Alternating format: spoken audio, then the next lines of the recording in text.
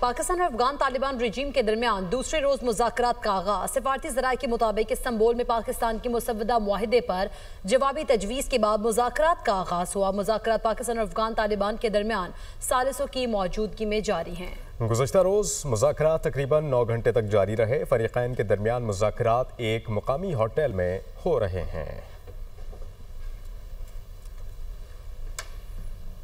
पाकिस्तान और अफगान तालिबान रजीम के दरमियान दूसरे रोज मुज़ाकरात का आगाज। सिफारती ज़राए के मुताबिक इस्तांबुल में पाकिस्तान की मुसव्वदा मुआहिदे पर जवाबी तजवीज़ के बाद मुज़ाकरात का आगाज हुआ। मुज़ाकरात पाकिस्तान और अफगान तालिबान के दरमियान सालिसों की मौजूदगी में जारी हैं। गुज़श्ता रोज़ मुज़ाकरात तकरीबन 9 घंटे तक जारी रहे। फ़रीक़ैन के दरमियान मुज़ाकरात एक मुकामी होटल में हो रहे हैं।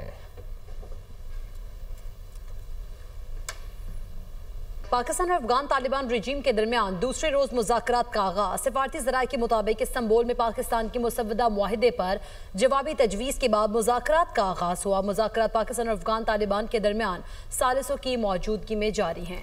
गुज़श्ता रोज़ मुज़ाकरात तकरीबन 9 घंटे तक जारी रहे। फ़रीक़ैन के दरमियान मुज़ाकरात एक मुकामी होटल में हो रहे हैं।